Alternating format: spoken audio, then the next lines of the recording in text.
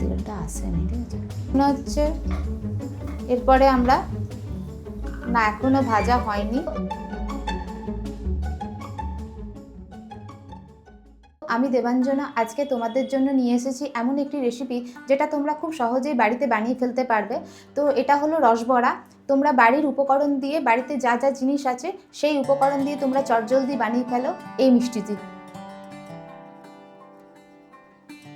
উপকরণের মধ্যে রয়েছে বিউলির ডাল, যেটা আমরা 2 ঘন্টা আগে ভিজিয়ে রেখেছি, আর রয়েছে মৌরি, আর চিনিটা আমি তোমাদেরকে দেখাবার জন্য রেখেছি, কারণ আমি এখানে রসটা তৈরি করে রেখেছি। আমি এখানে 2 কাপ জলে 1 কাপ চিনি ফুটিয়ে রস তৈরি করেছি। তোমরা পরিমাণ মতো ওটা করবে, যেমন পরিমাণ তোমরা বড়া করবে সেই রকম পরিমাণ তোমরা রসটা তৈরি করবে। তো এই হলো আজকের আমার উপকরণ। আমরা একটা বোল নিয়ে খানিকটা বিউলির ডাল দিয়ে রাখলাম, আর কিছুটা মৌরি এর মধ্যে অ্যাড করলাম, আর খানিকটা স্বাদ মতো নুন, খুব অল্প পরিমাণে তোমরা নুন দেবে। এটাকে আমরা মিক্সার গ্রাইন্ডারে পেস্ট করে নেব, খুব অল্প পরিমাণ জল দিয়ে। A few moments later. আমরা এটাকে মিক্সার গ্রাইন্ডারে পেস্ট করে নিলাম। তারপরে এটাকে মিনিমাম 5 থেকে 10 মিনিট হাত দিয়ে ফেটিয়ে নেব।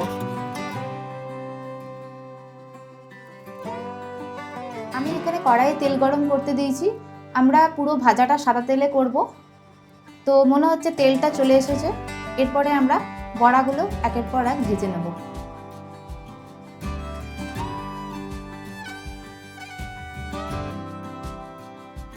যখন ব্রাউনিশ ভাবটা চলে আসবে তখনই আমরা এটাকে তুলে নেব।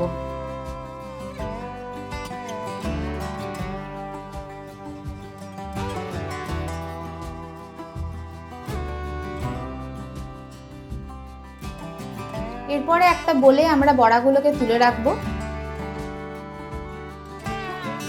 আমরা বড়াগুলোকে একটা বলে তুলে রাখলাম। এরপরে রসে আস্তে আস্তে ফেলবো। 30 মিনিট রসে থাকার পরে আমরা এটাকে সার্ভ করব। এরপরে বড়াগুলোকে আমরা একে একে রসে ফেলছি, যেমনটি তোমাদের বলেছিলাম আমরা এটাকে একে একে রসে ফেলবো। আমরা বড়াগুলোকে রসে ডুবিয়ে রেখেছি। 30 মিনিট রসে থাকার পরে আমরা এটাকে সার্ভ করব। তো এই ছিল আজকের আমার রেসিপি। যদি তোমাদের রেসিপিটা ভালো লেগে থাকে অবশ্যই একটা লাইক করো, আর কমেন্টে জানিও যে তোমরা বাড়িতে তৈরি করার পরে কেমন লাগলো।